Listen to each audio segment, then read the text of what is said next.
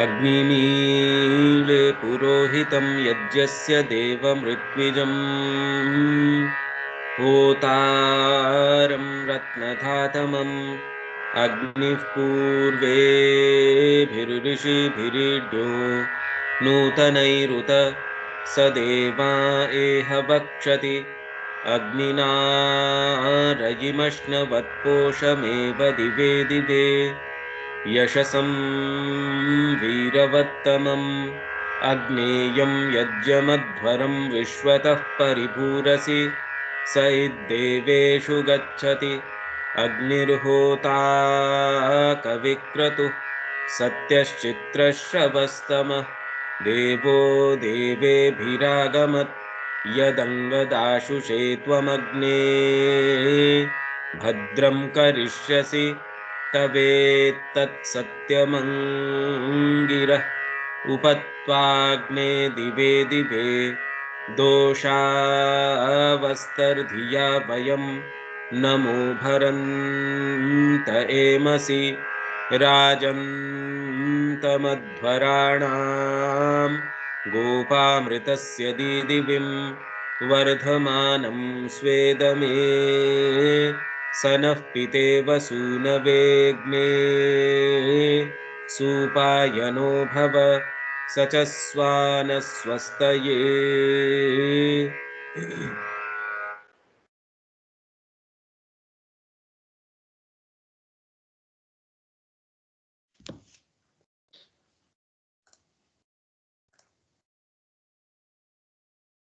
ये पेज है अपना 300।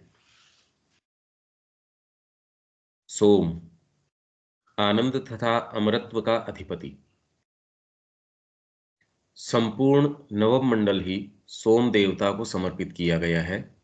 इस मंडल के 83वें सूक्त में मनुष्य के भौतिक शरीर को सोमरस के कलश के प्रतीक के रूप में निरूपित किया गया है और जिस छलनी से छानकर इसे परिशुद्ध किया जाता है, यह कहा गया है कि वह देव के स्थान दिवस पदे में तनी हुई है।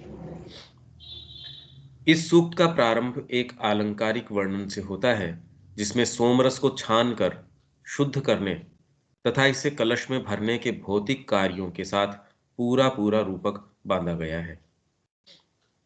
देव के पृष्ठ पर तनी हुई छलनी या परिशुद्ध करने का उपकरण ज्ञान चेतस से प्रकाशित हुआ मन प्रतीत होता है।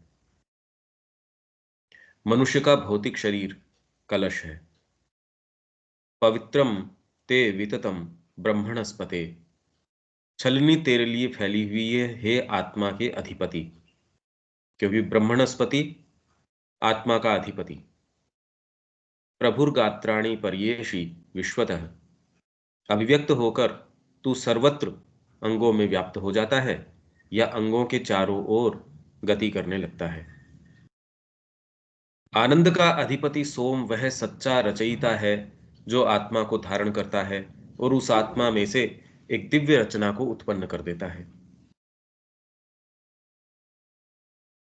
उसके लिए मन और हृदय प्रकाशित होकर चलनी बना दिए गए हैं। इनमें विद्यमान चेतना सर्वविध संकीर्णता और द्वैध से मुक्त होकर व्यापक रूप में विस्तृत कर दी गई है ताकि वह इंद्रिय जीवन तथा मनोमय जीवन का पूर्ण प्रवाह प्राप्त कर सके और इसे वास्तविक सत्ता के विशुद्ध आनंद में, दिव्य आनंद में, अमर आनंद में परिणत कर सके। इस प्रकार ग्रहित होकर, साफ होकर, छाना जाकर जीवन का सोमरस आनंद में परिणत होकर मानव शरीर के समस्त अंगों के अंदर झरता हुआ आता है, जैसे कि किसी कलश में, और उन सब के अंदर से गुजरता हुआ पूर्णतः उनके एक एक भाग में प्रवाहित हो जाता है। जिस प्रकार किसी मनुष्य का शरीर तीव्र मदिरा के स्पर्श तथा मद से परिपूरित हो जाता है, उसी प्रकार संपूर्ण भौतिक संस्थान इस दिव्य आनंद के संस्पर्श तथा हर्षोन्माद से भर जाता है। भाई ये न हो तो आप कोई भी क्रिया कैसे कर सकते हैं, साधना कैसे कर सकते हैं यदि आनंद न आए तो।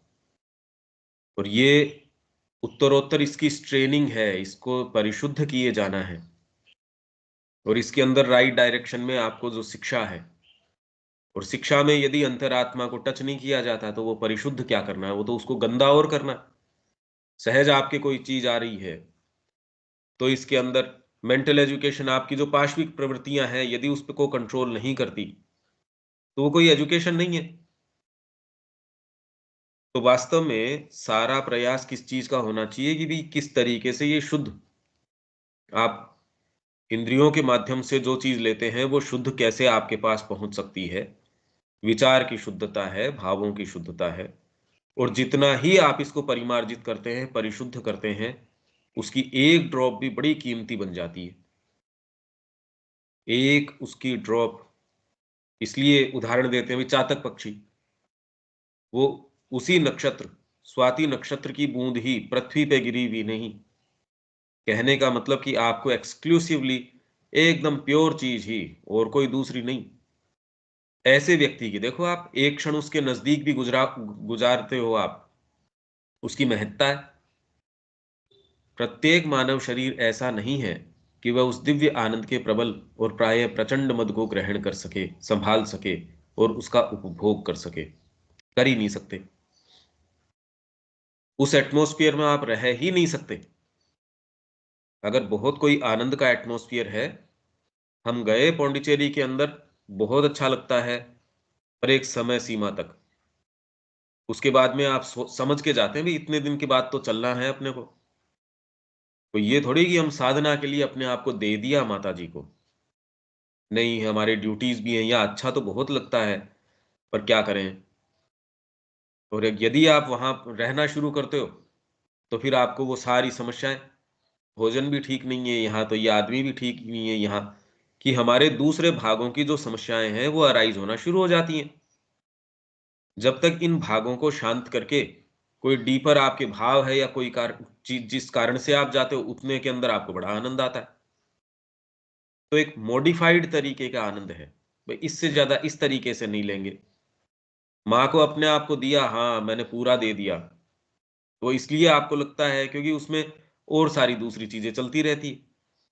पर जीवन में जब और कोई शेड रहे ही नहीं माँ के अलावा, ये हमारी कल्पना से परे है, ये कंसीव करने से परे है। जो सो कॉल्ड माँ को दे चुके अपने आप को, उनसे पूछिए कितना मुश्किल है ये होता ही नहीं लगभग। व्यक्ति रह ही नहीं पाता इसके अंदर। इसको संभालना बड़ा मुश्किल है, बहुत ज्यादा मुश्किल है। आप नहीं रह सकते इसके अंदर। तो जो व्यक्ति कच्चा है और जिसका शरीर तप्त नहीं हुआ है, वह उसका आस्वादन नहीं कर सकता या उसका रस नहीं ले पाता। कच्चे को नहीं मिलती ये चीज। तो आप साधना में प्रवेश आपने कर लिया, अब लंबे समय तक आपकी तैयारी चल रही है। ऐसे ऐसे काल, उतार चढ़ाव, कि जैसे लकड़ी है, इमारती लकड़ी, कितने सीजन, कितने बरस, जितने ही बरस वो खाएगी उतनी ही मजबूत बनेगी। तो कष्ट सहना है, तपस्या है, ये सारी जितनी भी चीजें हैं, इससे आप पहले तो आपने अपना जीवन उत्सर्ग कर दिया। डेली आप उसको किसी भी चीज के विरोध में खड़ा करके उसको स्थापित करते हो, नहीं मेरा जीवन माँ के लिए है। ये चीजें उसके बीच में नहीं आती, क्योंकि एक दूसरी जो चीज है, सारे समय वाइटल को भाई रोज नई चीज चाहिए। अब वहां उसको लगता है मोनोटोनस, यहां तो कोई भी चीज नहीं है। फिर बाद में रोज वो कहती है नो लाइफ, यहां जीवन नहीं है। वाटर टाइट कंपार्टमेंट्स हैं, यहाँ ये वाली चीजें हैं। ये सारी, ये लेटर मैंने पढ़ के भी बताया था आपको कि कैसे लगभग सभी, इसके बाद भी यदि आप चाहोगे तो मैं आपको वो लेटर पढ़ के बता दूंगा कि क्या बात है ये। ये आप ये सोचते हैं हाँ ऐसे कर लेंगे, अरे कर किसके, अभी तो हमने पदार्पण ही नहीं किया। पदार्पण करते ही तो ये सारी चीजें उठ के आई जाएंगी। ये तैयारी अभी कहाँ। अभी तो जैसे मैंने आपको उदाहरण दिया, गए हम पौंडीचेरी, अच्छा लगता है वहां समाधि के पास में, पर कि हम साधना के लिए ही अपना पूर्ण जीवन यहाँ दान दे दिया, और देने में क्या दे दिया, हमारे पास है क्या देने के लिए। अब आपके पास जो समस्याएं हैं या जो एक्चुअल वर्कआउट करने के लिए चीजें तो अब चालू होंगी, उससे पहले तो क्या कर रहे हो। तो शरीर में के अंदर उंडेला हुआ दिव्य जीवन का रस एक तीव्र उमड़कर प्रवाहित होने वाला और प्रचंड आनंद है। उस शरीर में यह नहीं थामा जा सकता जो जीवन की बड़ी से बड़ी अग्नि ज्वालाओं में तपाई गई कठोर तपस्याओं द्वारा तथा कष्ट सहन और अनुभव द्वारा इसके लिए तैयार नहीं हो चुका है। ये यदि तैयारी नहीं हुई है, ये धारण नहीं कर पाएंगे इसको। बहुत लंबी तैयारी, जिसमें कैसी तैयारी नहीं आपसे मांग कर ली जाएगी। कोई बिल्कुल नजदीकी ऐसा व्यक्ति है, श्री अरविंद ने अपने फादर इन लॉ को चिट्ठी लिखी कि भगवान ने मेरे को इस लायक, मृणालिनी देवी जो है उनकी मृत्यु का जब उनके पास समाचार आया, ये एक ऐसी खबर थी जिसने मेरे को कोर तक हिला दिया। वो चिट्ठी देखो आप। जब ऐसी चीजें आपका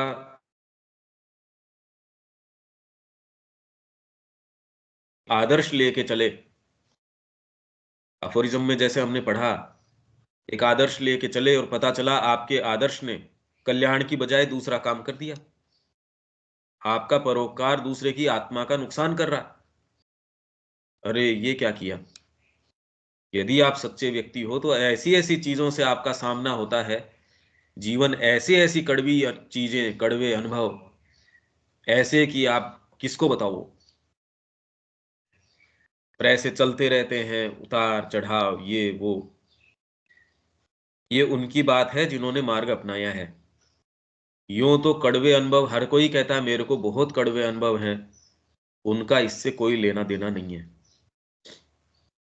इस सामान्य जीवन के अंदर कोई है और उसके अंदर वो हर कुछ भोजन कर रहा है, उससे स्वास्थ्य ऊपर नीचे हो रहा है, हम उसकी बातें नहीं कर रहे। कि जो अनन्य, इसके अलावा और कोई दूसरी चीज कर ही नहीं रहा।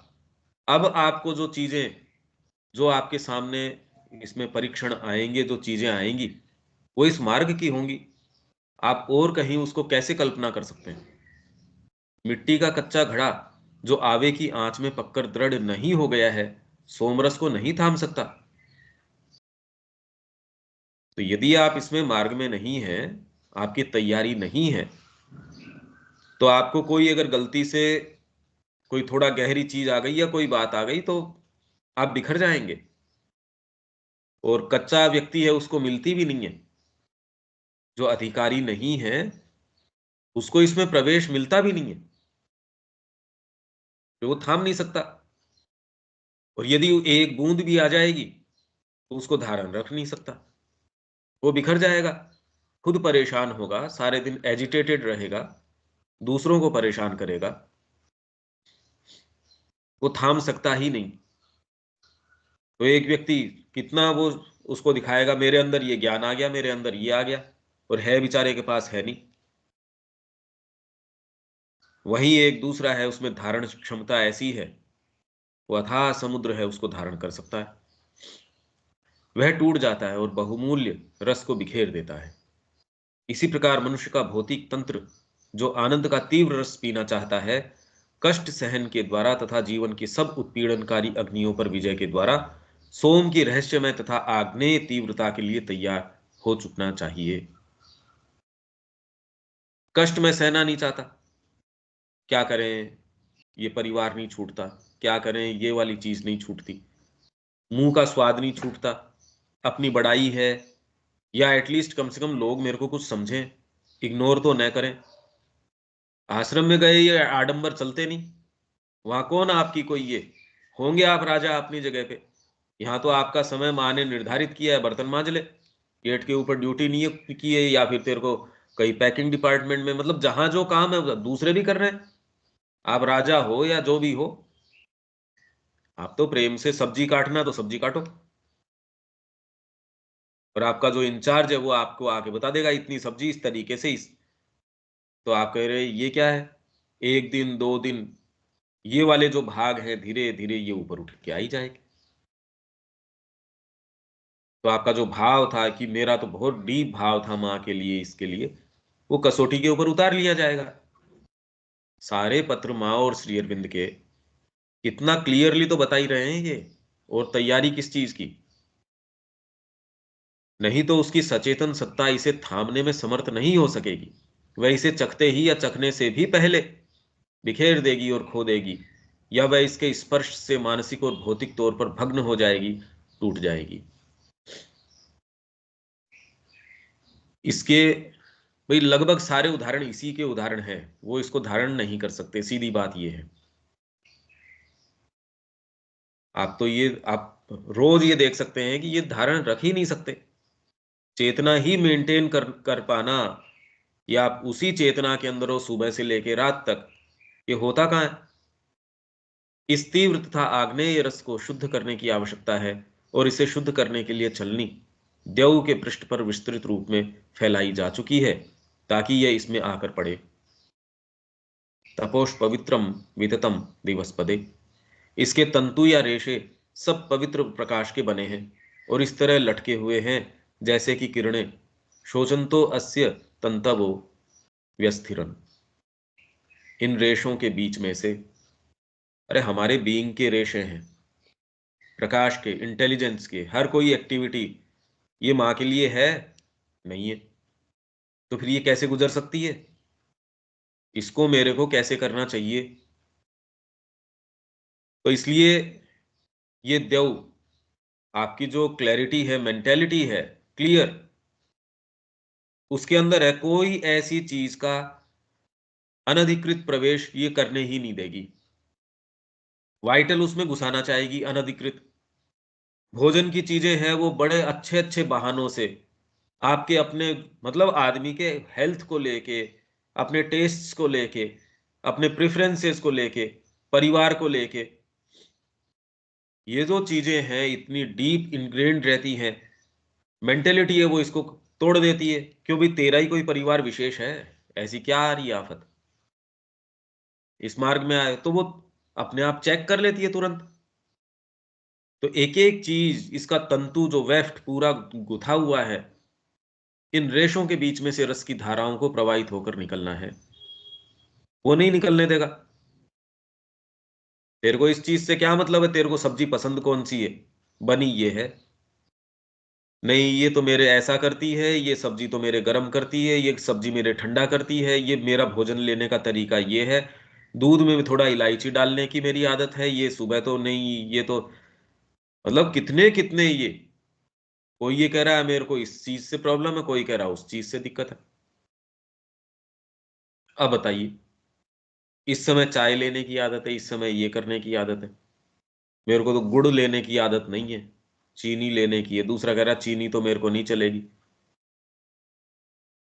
पता नहीं कितनी कितनी तरीके की चीजें।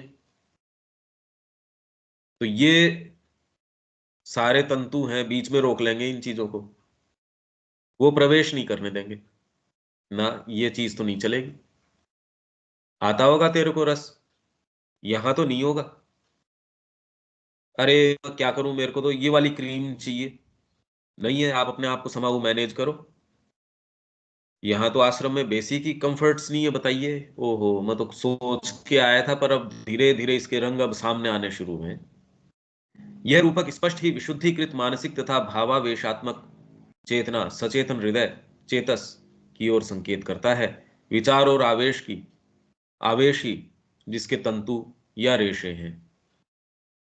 क्या कह रहे हैं, रूपक स्पष्ट ही विशुद्धिकृत मानसिक, क्लैरिफाइड आपकी जो इंटेलिजेंस है, बुद्धि है, तथा वेगात्मक या भावावेश की जो चेतना है, घुस जाएंगे ये।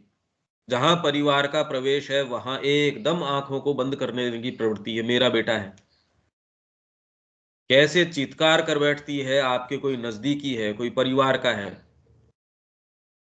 सारे समय जियो हो, मेरे तो वही, उसकी मृत्यु के बाद सारे समय मेरे को तो उसी की ध्यान में वही आ रहा है। फिर तो कितने मरते हैं उनका नहीं आ रहा। इससे पता चल रहा है आपकी चेतना का अभी भी किस चीज के अंदर अटकाव है, और ये सारे समय यही अटकाव रहता है।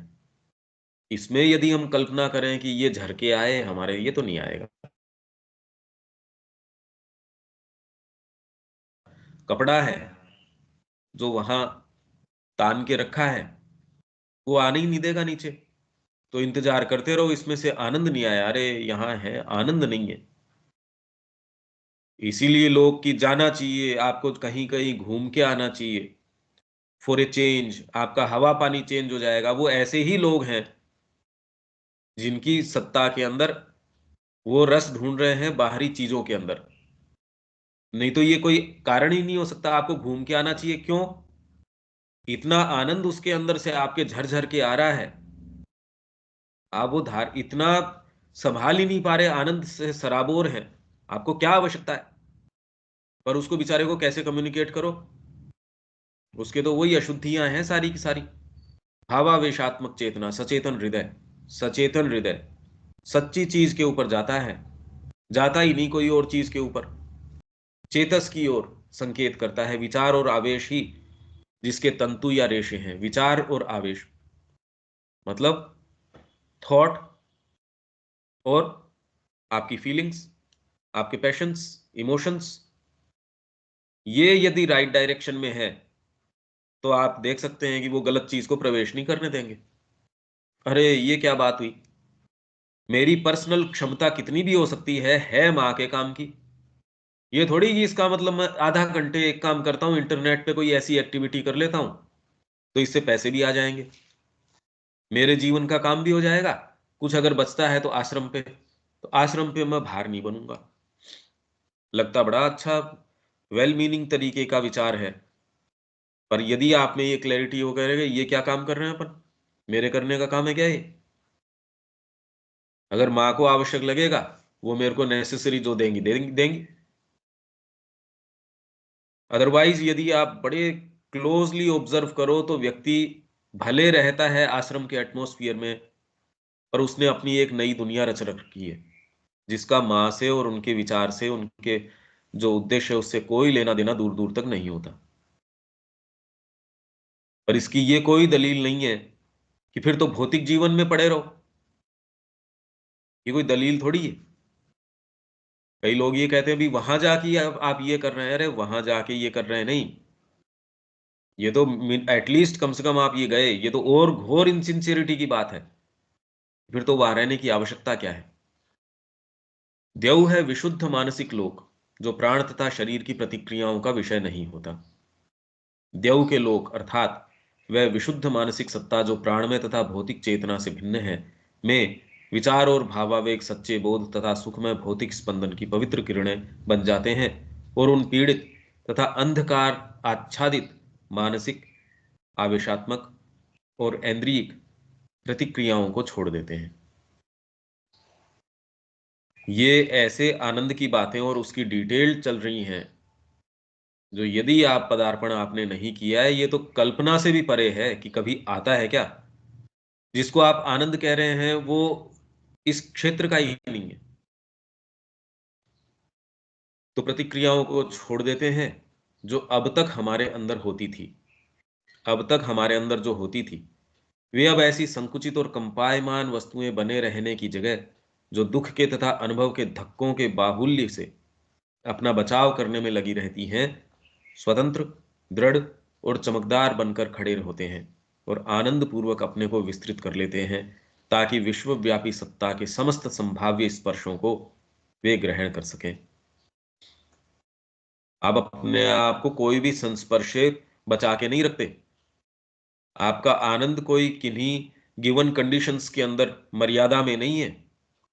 ये कुछ चीजें करोगे मैं आनंद में रह सकता हूं, यहां भेज दोगे यहां मैं आनंद में नहीं रहता, ऐसा नहीं हो सकता। भाई जैसे आप, मैंने कहानी बताई रामानुजाचार्य की, उन्होंने अपने शिष्य को भेज दिया।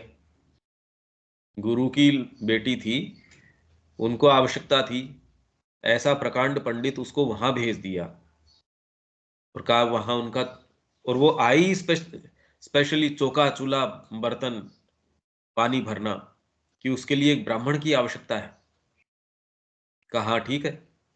और अभी वो आया है, वो व्यक्ति 6 महीने तक गीता का जो जो परम वाक्य है, उसके लिए रामानुजाचार्य ने कहा कि वहां चला जा। 6 महीने इंतजार किया, उस व्यक्ति ने उसको कोई जवाब नहीं दिया। 6 महीने बाद में कहता है कि तू, अरे रामानुजाचार्य जब स्वयं विराजमान, मैं कौन होता हूं तेरे को ये बताने वाला, तो तू उन्हीं के पास चला जा। कोई चेहरे पे शिकन नहीं, कोई कोई बात नहीं।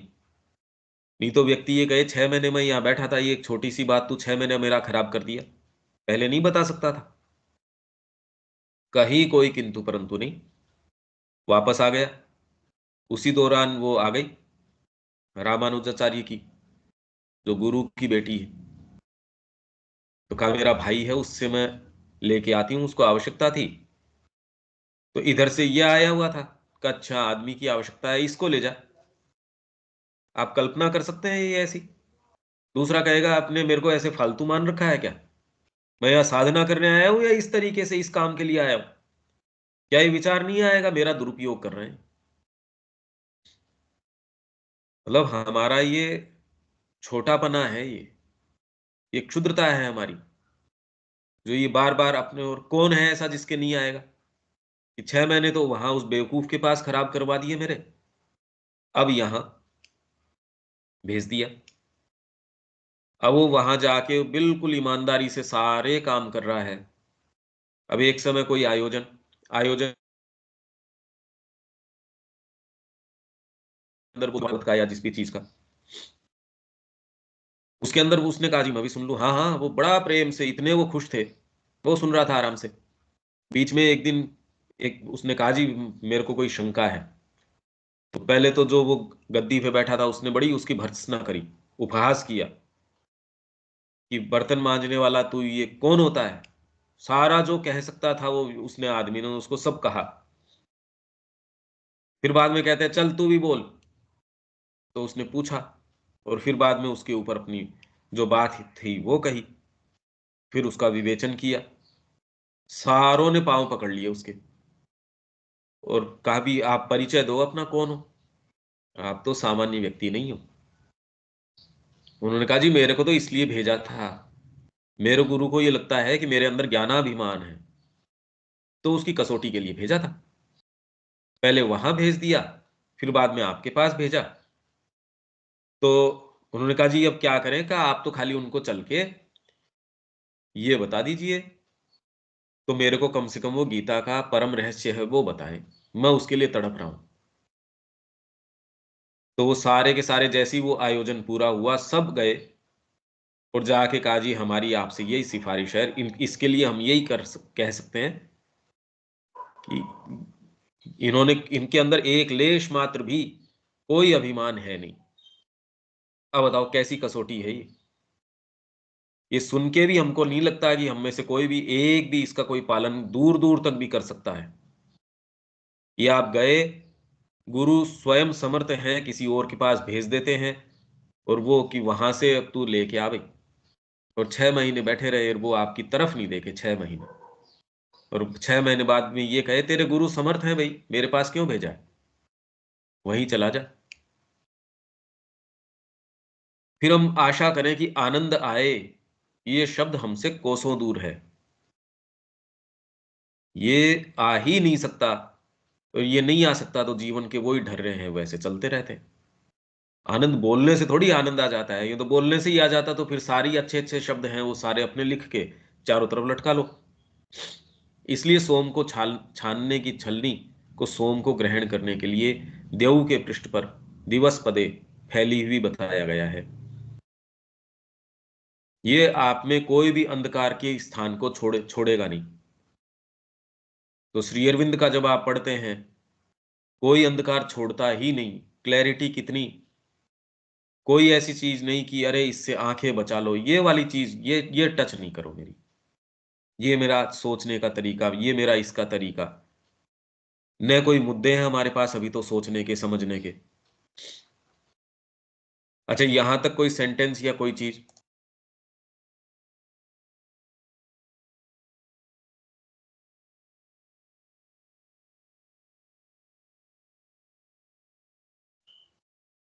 किसी के भी, रविकांत जी।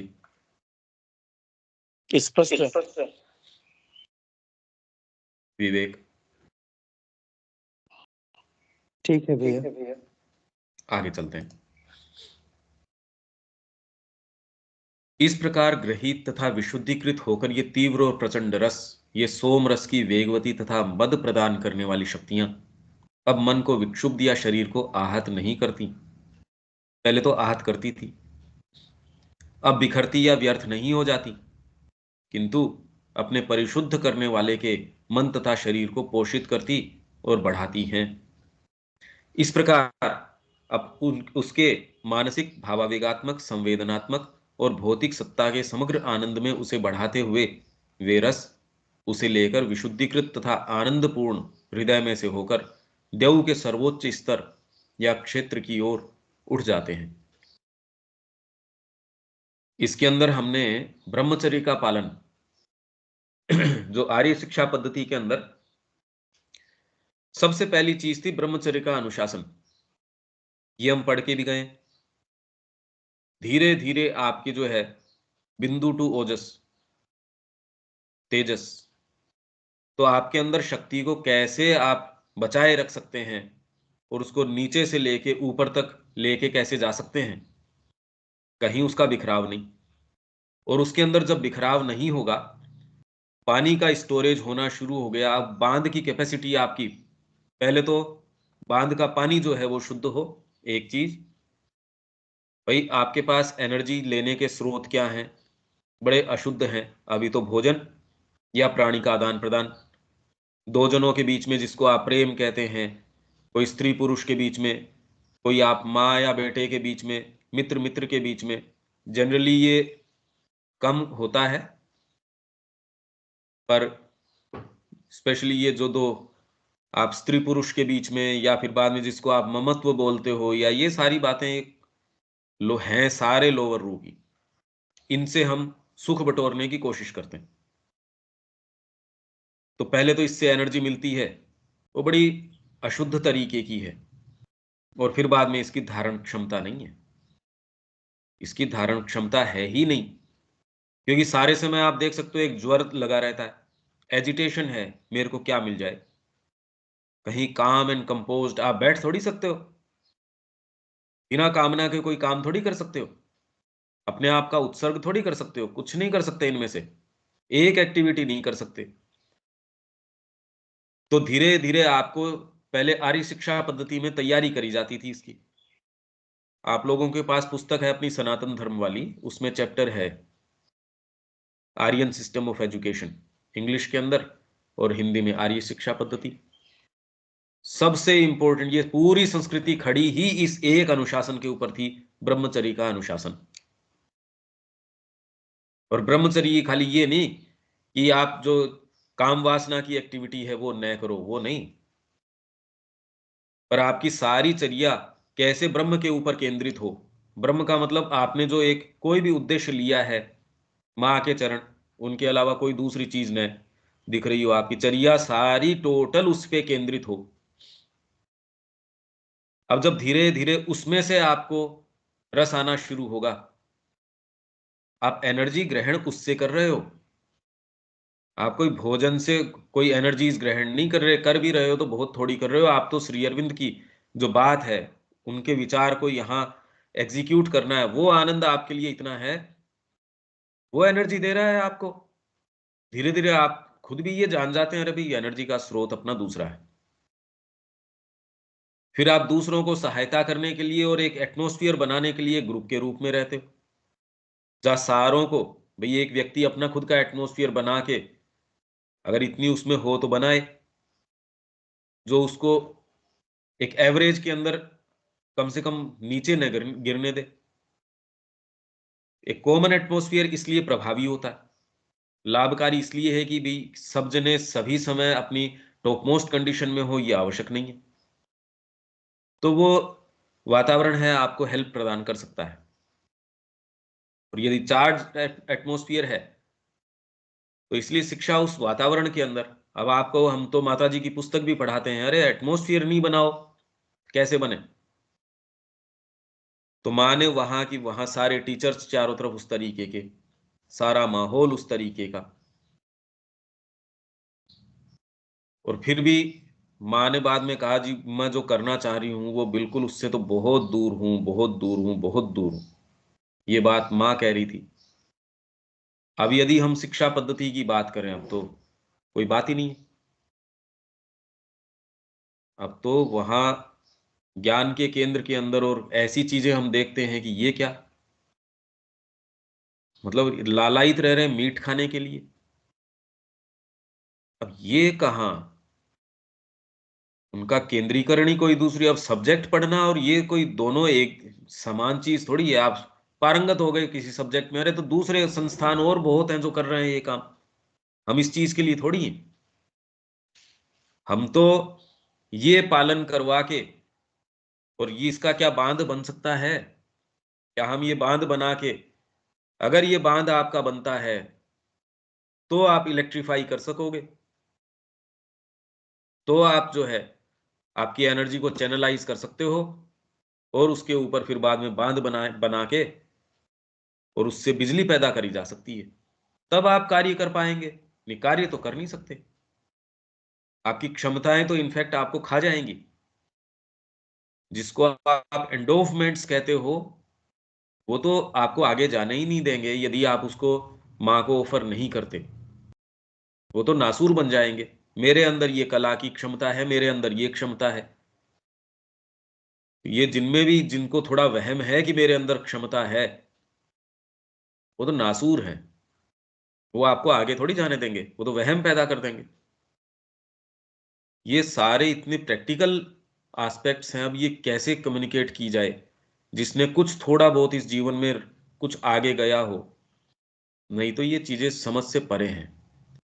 इस प्रकार उसके मानसिक, भावावेगात्मक, संवेदनात्मक, भौतिक सत्ता के समग्र आनंद में उसे बढ़ाते हुए वे रस उसे लेकर विशुद्धिकृत तथा आनंदपूर्ण हृदय में से होकर देव के सर्वोच्च स्तरीय क्षेत्र की ओर उठ जाते हैं, अर्थात स्वह के उस प्रकाशमान लोक की ओर उठ जाते हैं जहां मन जो अंतर्ज्ञान, इंट्यूशन, इंस्पिरेशन, रेवलेशन को ग्रहण करने में समर्थ हो चुका है।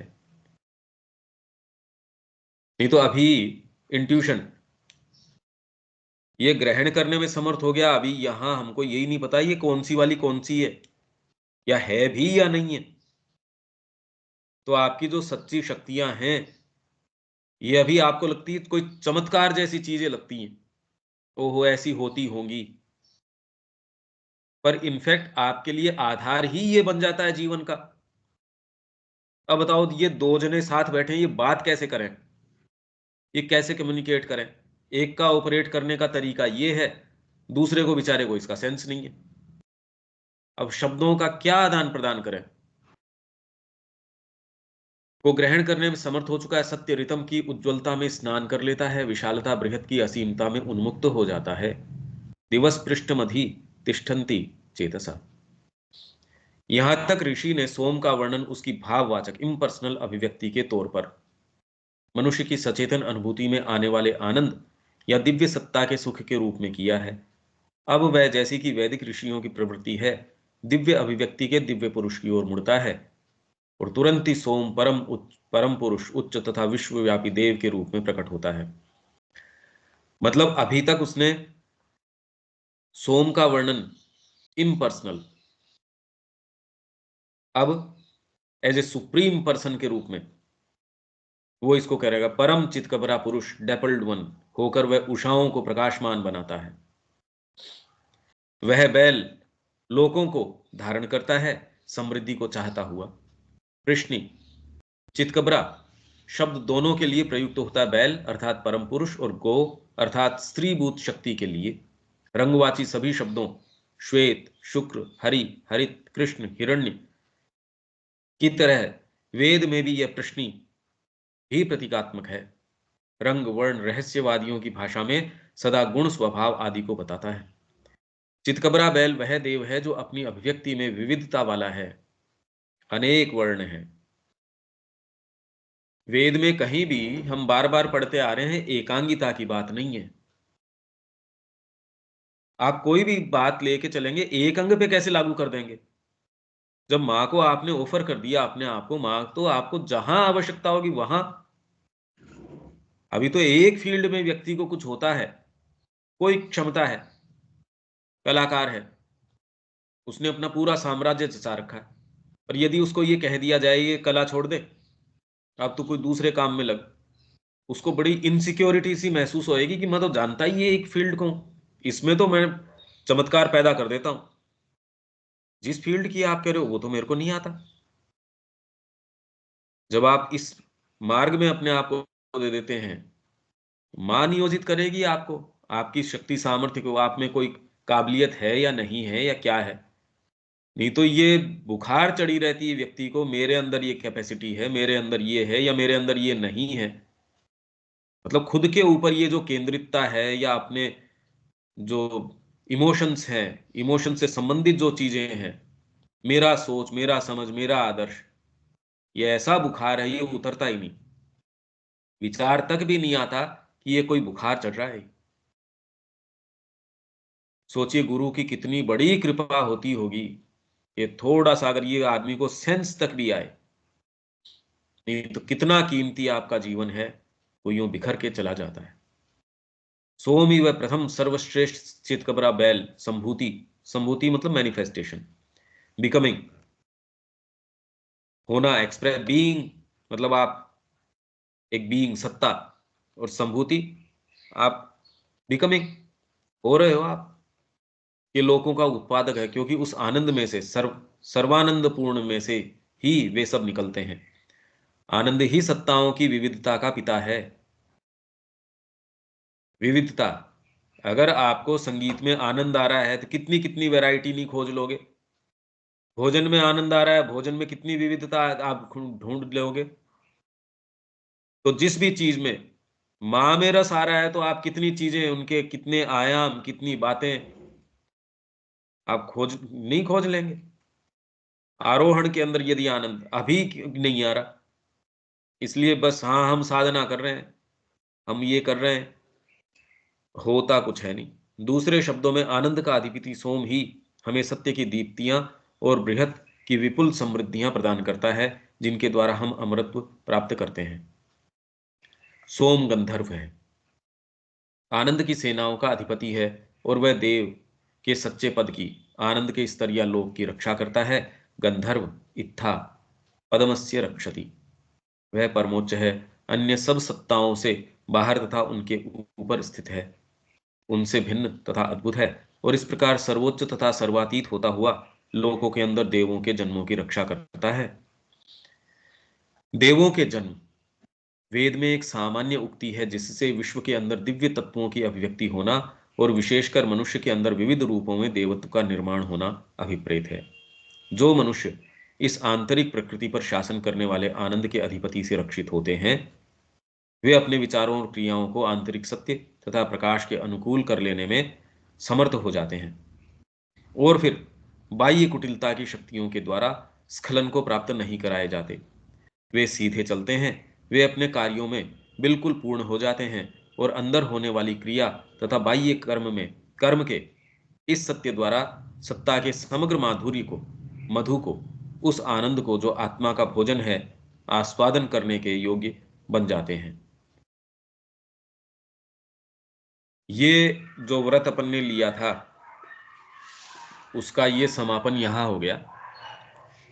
अब जो ये टाइटल है उपनिषदों में वेदों के गहनतर सत्य की ऐतिहासिक संपुष्टि, क्योंकि इसका चैप्टर का टाइटल है वेद की व्याख्या का अध्यात्म परक तथा ऐतिहासिक आधार। तो अध्यात्म परक की हम इतने लंबे समय से कुछ वानगी, हमको कुछ टेस्ट उसका, ये जो मेरे ख्याल से 2 महीने से हम ये कर रहे हैं, ये अध्यात्म परक, ये सब डीपर चीजें चल रही हैं, और बिल्कुल आपको मैं कह नहीं सकता कि ये कितनी अंतरंग है, इतनी तो मेरे को महसूस होती है, और वास्तव में अपने आप में क्या होगी। और जो जो आप अंदर जाते हैं वैसे ही इसका आनंद, उसकी पोटेंसी, उसकी शक्ति जबरदस्त बढ़ती जाती है। ये कोई सामान्य थोड़ी है, आप यूं ही कोई संगीत सुन रहे हैं, वही कोई शास्त्रीय संगीत सुन रहे हैं, और वो शास्त्रीय संगीत का भी कोई अंत नहीं है, वहीं कोई आप और उसमें गहराई में, ये तो ऐसा है कि अप्रत्याशित चीजें खोल देता है। कोई सामान्य चीजें थोड़ी हैं। तो जितनी भी अब तक हमने बातें करी, वो प्रयास जरूर किया, पर ये तो ऐसा है कि आप यथा समय एक एक को खोलें, इस चर्चा को बार बार बार बार अप्लाई करें। कि उन उदाहरणों को मैंने कुछ देने की कोशिश करी, पर वो सारे साइकोलॉजिकल हैं, ये सब्जेक्टिव है सारे के सारे। मैं एक स्थान से उस एक अनुभव से बोल रहा हूं, पर यदि आपके पास उसका आधार नहीं है, आप उसको रिलेट करना भी बड़ा मुश्किल होगा। हाँ, यदि आप इसके ऊपर लगे रहते हैं, उसके ऊपर बार बार कॉन्सेंट्रेट करते हैं, तो कुछ उससे ये समझ पाएंगे कि अच्छा ये चीज ऐसे है। तो ये अध्यात्म परक था अभी तक। अब आ गया ऐतिहासिक आधार। तो इसके अंदर ये कह रहे हैं, उपनिषदों के अंदर है ये सारी की सारी, कैसे वेदों की जो चीजें हैं। भाई आज का व्यक्ति, यूरोपीय व्यक्ति जो है, वो वेद के ऊपर आक्षेप करता है, तो क्या यूरोपीय व्यक्ति प्रामाणिक है, या कोई भारतीय जो अभी कोई भी वेद के ऊपर कुछ भी कह देगा, वो प्रामाणिक ज्यादा है, या उपनिषद कहेंगे? वेद को किस तरीके से हमारे ग्रंथों ने समझा, श्री अरविंद ने इस कसौटी के ऊपर भी इसके शब्दों को उतारा। तो हम तो ये पहले करके आ चुके हैं कि श्री अरविंद ने अलग अलग कसौटियों के ऊपर, जिसके अंदर एक कसौटी तो थी फिलोलॉजी, भाषा विज्ञान, भाषा विज्ञान के ऊपर ये हम पढ़ के आए। फिर बाद में अध्यात्म पर उसकी व्याख्या कैसे करी जा सकती है, सारा का सारा इन्होंने, ये इतने दिन से यही तो खोल रहे हैं हम। और ये तो सिलेक्शन है, श्री अरविंद ने कितना इसके अंदर गहनता से कार्य किया है। आप देखिए तो सही है क्या काम किया है। जब आपको ये लगे रे यही करने का काम है, इसको आगे लेके जाने की चीज है, ये हम कर क्या रहे हैं, मैं तो आपसे खाली ये आग्रह करूंगा कि इसी के अंदर प्रवेश कीजिए। इसको और क्या कर सकते हैं आप अपने जीवन के अंदर, कैसे और आगे लेके जा सकते हैं, क्योंकि इसके अलावा आपका जीवन धन्य हो नहीं सकता, और कोई दूसरा रास्ता है नहीं। मैं तो जो अच्छी से अच्छी सलाह मैं अगर दे सकता हूं, तो यही दे सकता हूं कि इस मार्ग के ऊपर आइए, इसके अंदर प्रवेश कीजिए। उसके लिए हाँ, तैयारी, ये सारी तैयारी ही चल रही है।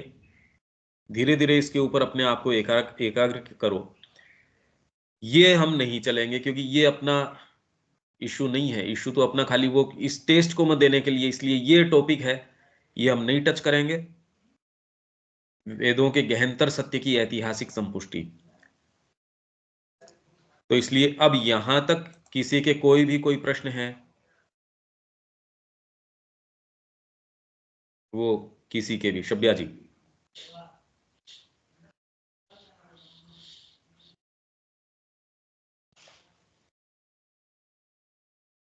विवेक।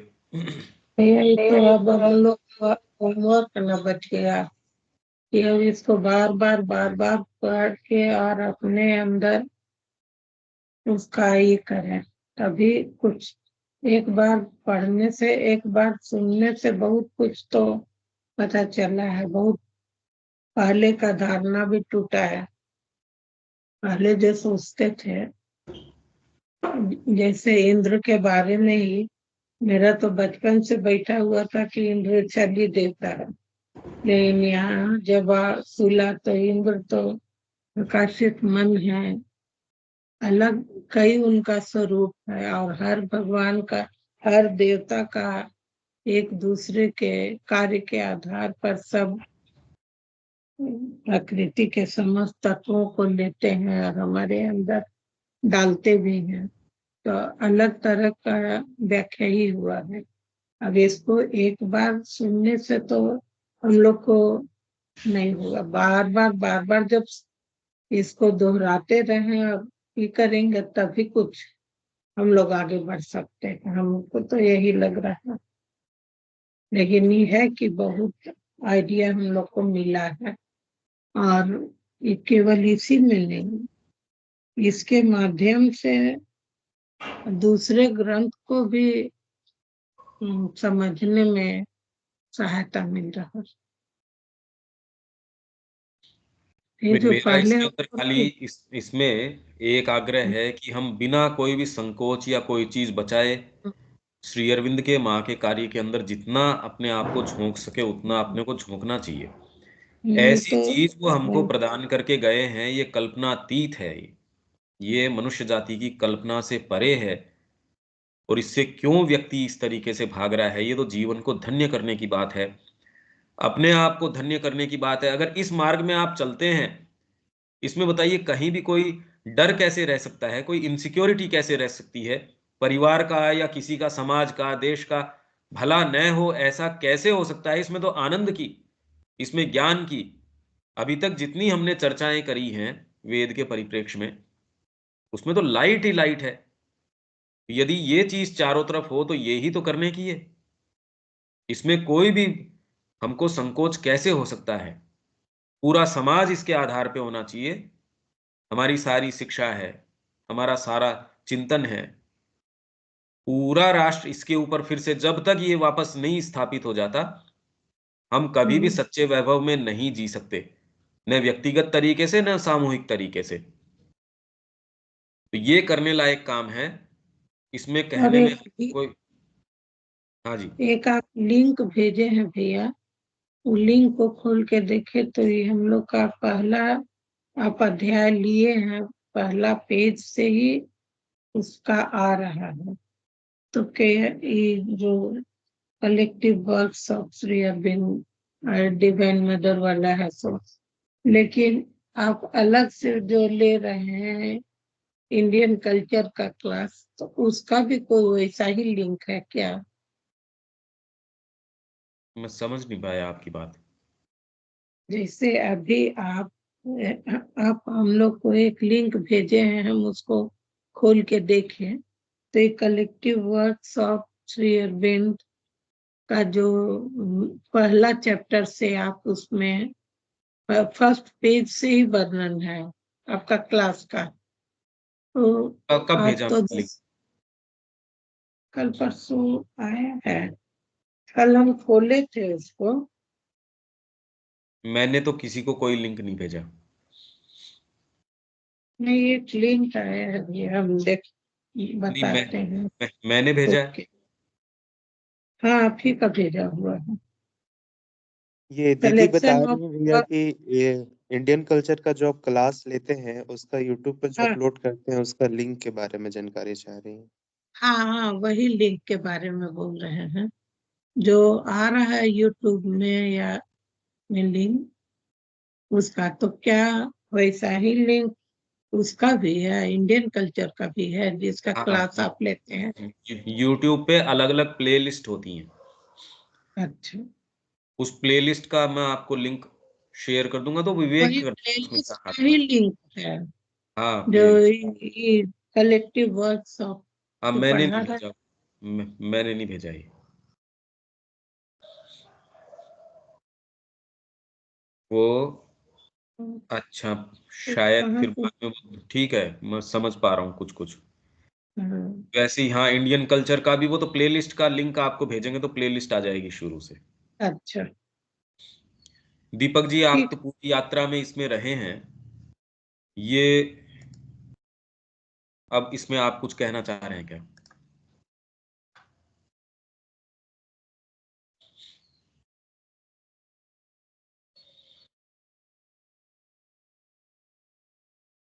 हेलो?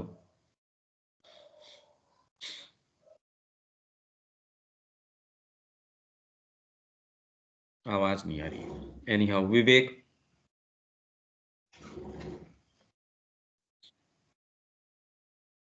अ, ये 2 महीने पढ़ने से भैया बहुत सारा चीज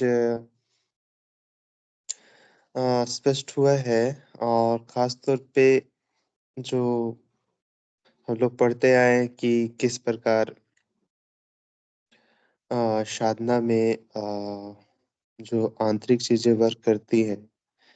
जैसे शुरुआत में भी हम लोग पढ़ रहे थे रिपुओं के बारे में, फिर देवों की शक्ति के बारे में, वो कैसे सहायक होती हैं, वो किस प्रकार बाधक होती है। तो ये सारी चीजें सत्ता को समझने में कहीं न कहीं एक प्रारंभ हुआ है, पहले इस प्रकार से देख नहीं पाते थे।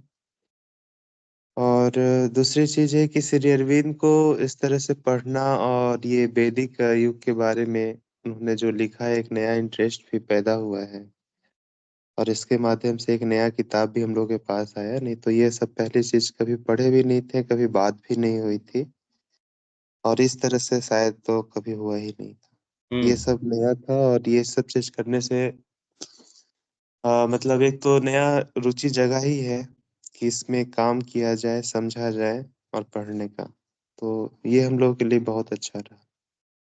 इसका एक लिंक जो है, शुरुआत अपनी वैदिक युग की कहाँ से हुई इस चैप्टर की और कहाँ इसका समापन हुआ, वो आप अपने तरीके से रेफरेंस बना के ये फॉरवर्ड कर सकते हो। तो एक पूरा चैप्टर और ये उसके साथ किताब, तो ओके। एक पूरा का पूरा एक विषय अलग हो गया हम्म ये किसी को दी जा सकती है। तो अपने तरीके से आप इंडेक्सिंग शुरू करो। एक तो बार बार मैं ये कह रहा हूँ, बड़ी इंपॉर्टेंट है। या कोई सब्जेक्ट या कोई चीज जिस दिन टच करी जाती है उस दिन साथ साथ के अंदर एक अपने इंडेक्स तैयार कर लो। तो जैसे मैं रोज वीडियो आपका डालता हूं वैसे ही इंडेक्स कुछ कुछ समय की एक कोशिश करो। आप पहले तो मेरे को पर्सनली भेजो कि ये इंडेक्स ऐसे तैयार कर रहे हैं, और बाद में ये सारों के लिए मीनिंगफुल हो जाएगी कि इस सब्जेक्ट के ऊपर ये बात करी गई थी, इस पे ये बात करी गई थी।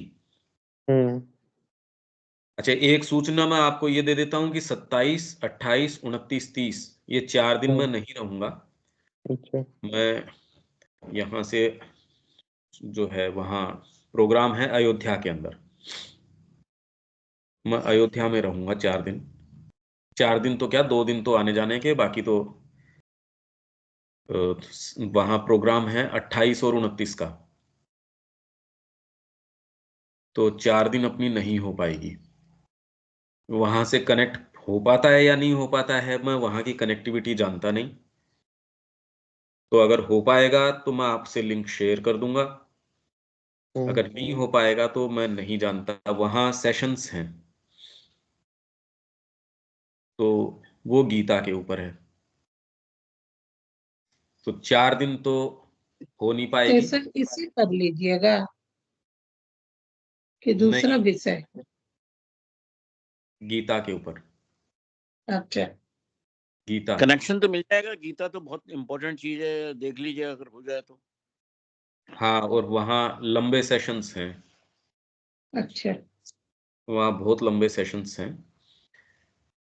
वही मैंने कहा, अगर कनेक्टिविटी बैठती है मैं जरूर आप लोगों को, क्योंकि आपसे जिस तरीके का संपर्क और संबंध और मैं तो कहूँगा विशेष प्रेम एक है, उसमें यदि हो पाता है तो जरूर आपसे शेयर करूंगा मैं। पर ये चार ठीक है दिन भैया, और हम लोग भी आभारी हैं आपके। बहुत कुछ भैया समझने जी, का मौका मिल रहा है। अच्छा, हम लोग भी जा सकते हैं क्या वहाँ पे अयोध्या में? 4 दिन का सेशन है उसमें। ये रुकने की तो मैं कह नहीं सकता क्योंकि मेरे हाथ में नहीं है वो चीज। अच्छा। वो आप, ये मैं पूछ लेता हूँ। अगर आप रुकने की वहां कोई व्यवस्था, वहां भीड़ बहुत भयंकर है। अच्छा अच्छा। भीड़ यूं भी इस समय तो पूरे विश्व में सबसे भयंकर ज्यादा स्पिरिचुअल टूरिज्म तो वहां अयोध्या के अंदर हो रहा है। हो रहा है। गाड़ी भी लेके जाते हो तो आप 2 किलोमीटर दूर ही रोक देते हैं, हम्म। जगह ही नहीं होती वहां जाने की। पर यदि आप रुकने की उसकी व्यवस्था है तो आप सारे के सारे वहां आ सकते हैं, कोई दिक्कत नहीं है। लोकली ठीक है। वहां आश्रम में जगह नहीं हो रही, वहां तो ऑलरेडी कई लोग हैं। बाकी यदि तो आना चाहें तो बहुत आपका स्वागत है वहां पे। 28-29 प्रोग्राम रहेगा भैया? 28, 29 ठीक है भैया। यहाँ विराम देते हैं। कल अपन फिर से, इतने लंबे समय से मैं इंतजार कर रहा था कब अपने मेन विषय जो अपन पढ़ रहे हैं, complete works of Shri Aurobindo, उसके सिलेक्शंस, तो अपन 16वां कर चुके। अब अपन आएंगे 17वें के अंदर। 17वें के अंदर ये मेरे ख्याल से कौन सा ईशा उपनिषद है या कौन सा है, ये मैं आपसे इसका शेयर कर दूंगा टेक्स्ट, और ये हम उसको आगे लेते हैं। ठीक है, यहाँ विराम देते हैं। जय ठीक श्री है भैया। जय श्री सब राम। जय सब भैया लोग को है